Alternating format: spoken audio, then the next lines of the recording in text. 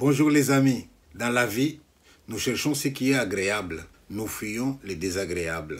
Nous cherchons l'équilibre homéostasique. Dans la vie, nous cherchons l'harmonie. L'harmonie au niveau personnel, l'harmonie au niveau du groupe. Mais l'harmonie n'est pas toujours donnée. Alors il arrive des fois que nous devions faire un travail pour les retrouver. Et quand on cherche à savoir qu'est-ce qui a rompu l'équilibre, qu'est-ce qui a fait que nous ne soyons pas en harmonie, eh bien parfois les causes sont loin.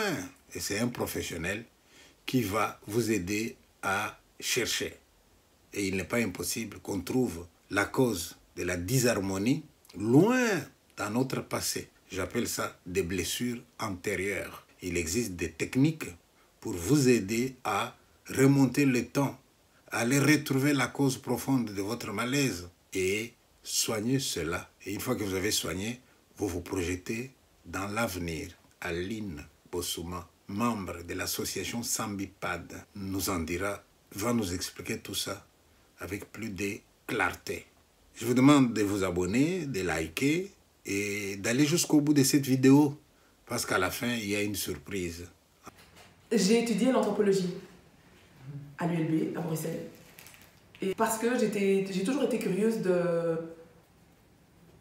ce qu'on fait ailleurs, de comment on fait ailleurs et quelque part comment on répond aux mêmes besoins, aux mêmes étapes dans la vie, mais différemment.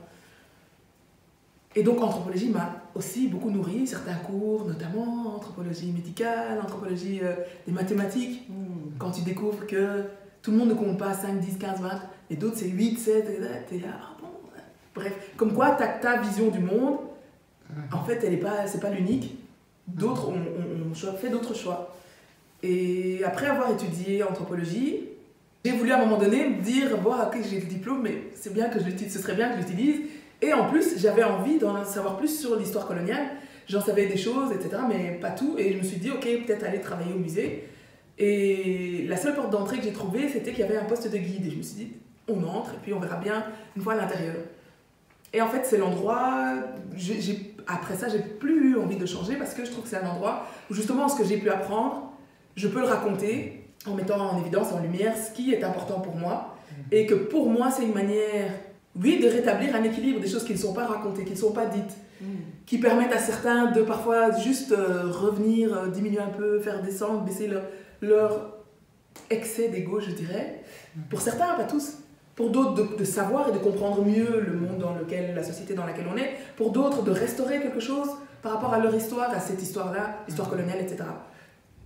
Et du coup, à un moment donné, un jour, j'ai eu un parent qui m'a dit, on était à la sortie de l'école, et puis lui me dit que lui avait fait une formation en programmation neurolinguistique, et que du coup, par exemple, avec sa fille, il s'était rendu compte que quand il devait la faire travailler, rien qu'avoir un contact physique avec elle, c'est quelque chose qui lui permettait de se concentrer, etc. Et puis, dans d'autres éléments qu'il m'a dit, et donc je suis allée me former en programmation neurolinguistique. Et ça a été une sacrée école, en fait.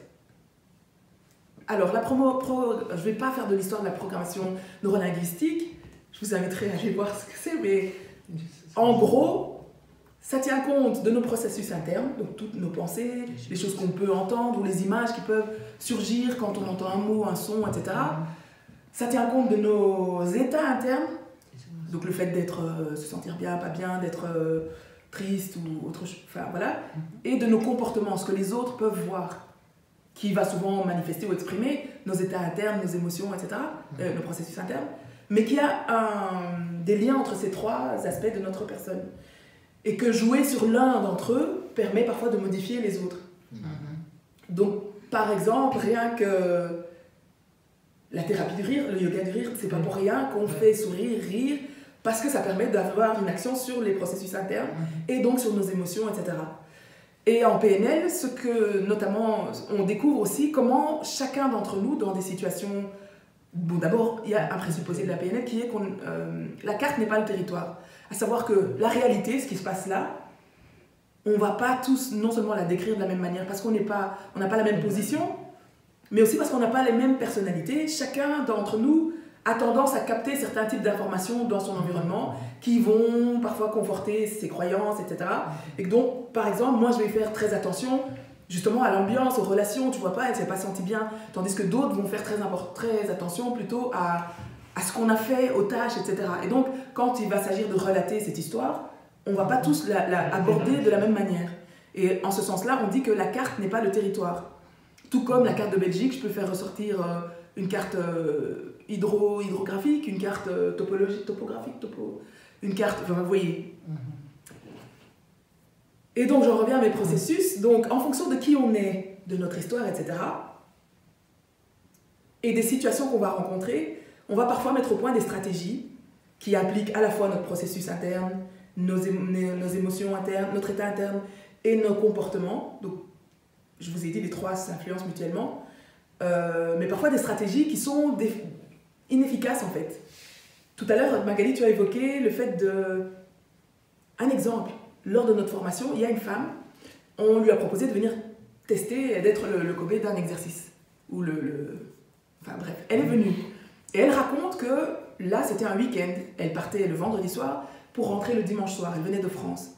Et que, pour elle, cette fois encore, comme à chaque fois qu'elle doit quitter sa famille, c'est vraiment un drame, comme si elle allait ne plus jamais les revoir ou quoi. Elles font en larmes et tout. Même ses enfants essaient de la rassurer, de la tranquilliser et tout ça. Mais ça ne manque pas. À chaque fois qu'elle doit les quitter quelques jours, c'est aussi fort que ça.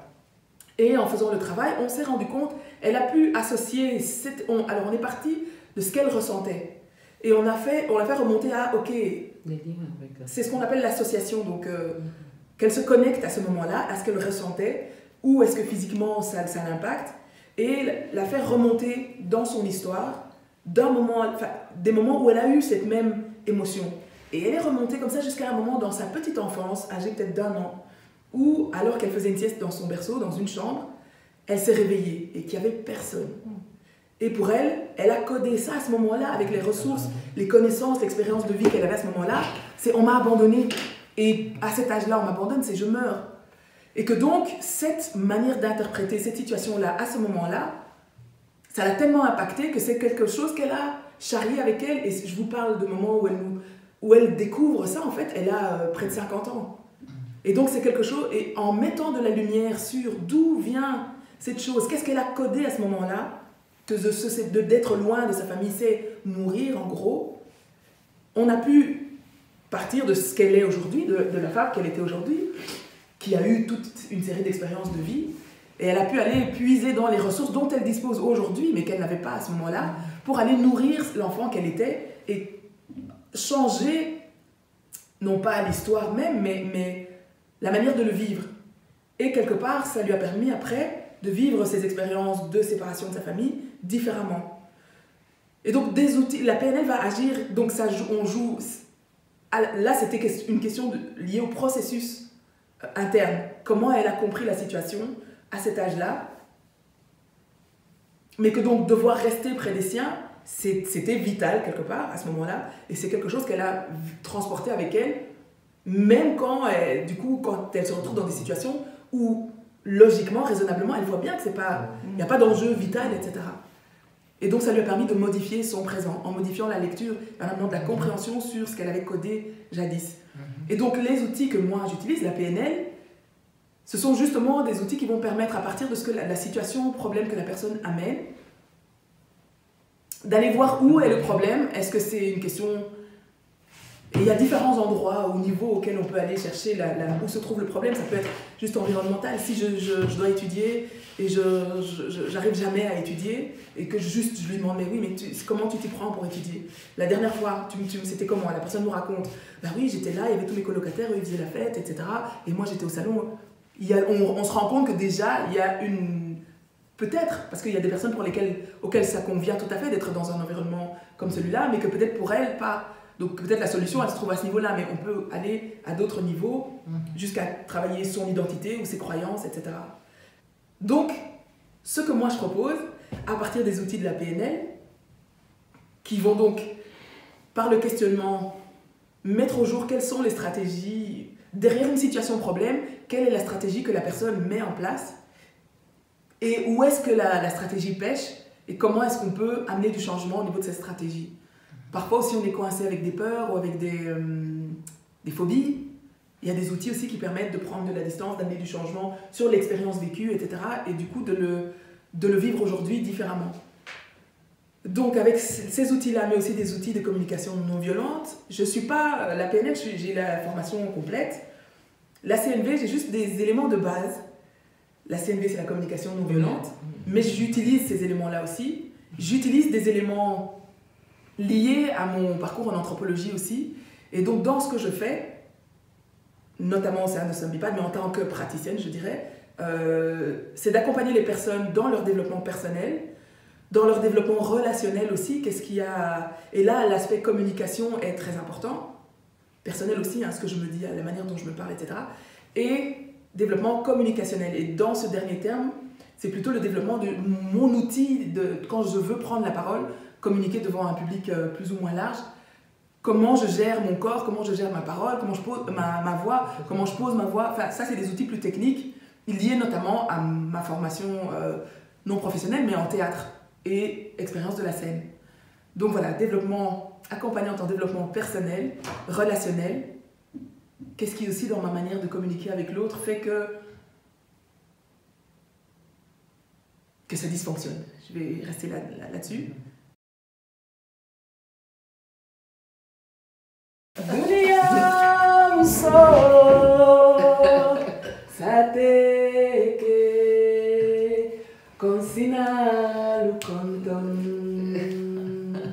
nasira mukairaleti nataludani kano silola Allah ke Allah ye aluya kenkilai nyomela banyalong saya tesala.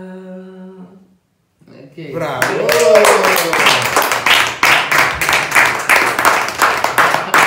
Je suis